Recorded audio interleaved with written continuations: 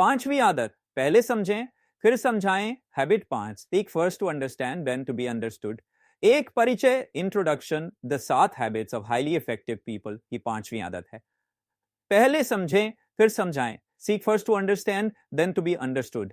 यह आदत हमें सिखाती है कि किसी से बात करते समय पहले उन्हें पूरी तरह समझें और फिर अपनी बात रखें। यह संचार कम्युनिकेशन का सबसे प्रभावी तरीका है और यह रिश्तों को मजबूत बनाता है। 2, पहले समझने का महत्व, इंपॉर्टेंस ऑफ अंडरस्टैंडिंग फर्स्ट।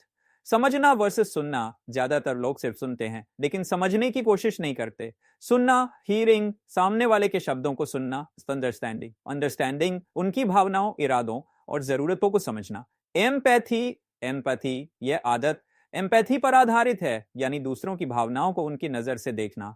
उदाहरण, अगर कोई दुखी है तो उससे कहें, मैं समझता हूं तुम कितने परेशान हो, बजाय ये कहने के कि तुम्हें ऐसा नहीं करना चाहिए था। 3, संचार में गलतियां, कॉमन कम्युनिकेशन मिस्टेक्स। स्टीवन कवी के अनुसार हम अक्सर 4 तरह की आत्मकेंद्रित प्रतिक्रियाएं, ऑटोबायोग्राफिकल रिस्पॉन्सेस देते हैं जो संचार को बिगाड़ देती है। 1, सलाह देना, एडवाइजिंग, बिना सुने सलाह देने लगना। 2, जांच पड़ताल, प्रोबिंग, बार बार सवाल पूछकर दूसरे को असेस करना। 3, मूल्यांकन, इवेल्युएटिंग, दूसरे के विचारों को जज करना। 4, व्याख्या, इंटरप्रेटिंग, दूसरे के शब्दों को अपने तरीके से समझना। इन गलतियों का नतीजा, दूसरा व्यक्ति खुद को अनसुना महसूस करता है, संबंधों में दरार आती है। 4, एम्पैथिक सुनने के चरण, स्टेप्स टू एम्पैथिक लिसनिंग। 1, चुप रहें और ध्यान दें, बी साइलेंट एंड लिसन, बिना टोके या सलाह दिए सिर्फ सुने। उदाहरण, सामने वाले की बात पूरी होने दें। 2, भावनाओं को समझें, अंडरस्टैंड द इमोशंस, उनकी बॉडी लैंग्वेज, आवाज के टोन और शब्दों पर ध्यान दें। उदाहरण, अगर कोई गुस्से में है तो उसके गुस्से का कारण पूछें। 3, रिफ्लेक्ट करें, रिफ्लेक्ट, उनकी बात को अपने शब्दों में दोहराएं ताकि वे जान सकें कि आपने समझा है। उदाहरण, आप कह रहे हैं कि आपको लगता है कि टीम आपके योगदान को नहीं समझती। 4, सवाल पूछें, आस्क क्वेश्चंस, खुले सवाल पूछें जैसे आप इस बारे में क्या सोचते हैं। 5, फिर समझाएं, देन बी अंडरस्टूड, दूसरों को समझने के बाद अपनी बात को स्पष्ट और आत्मविश्वास से रखें।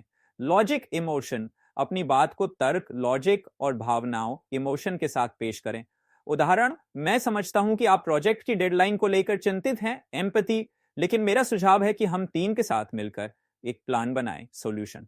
6, निष्कर्ष, कंक्लूजन, पहले समझना और फिर समझाना संचार की सबसे बड़ी कुंजी है। यह आदत न सिर्फ रिश्तों को मजबूत बनाती है बल्कि समस्याओं को हल करने में भी मदद करती है। जब आप दूसरों को समझते हैं तो वे भी आपको समझने के लिए तैयार होते हैं। वीडियो का अंत, अगर आपको यह समरी पसंद आई है तो इस वीडियो को लाइक करें, चैनल को सब्सक्राइब करें और अपने दोस्तों के साथ शेयर करें। अब सवाल यह है कि क्या आप जानते हैं कि छठी आदत क्या है और यह अलग अलग विचारों को मिलाकर कैसे जादुई नतीजे, साइनर्जी पैदा कर सकती है। अगले वीडियो में हम छठी आदत, सिनर्जी बनाएं, सिनर्जाइज के बारे में जानेंगे। तब तक के लिए दूसरों को पहले समझने का प्रयास करें और देखें कि आपके रिश्ते कैसे मजबूत होते हैं।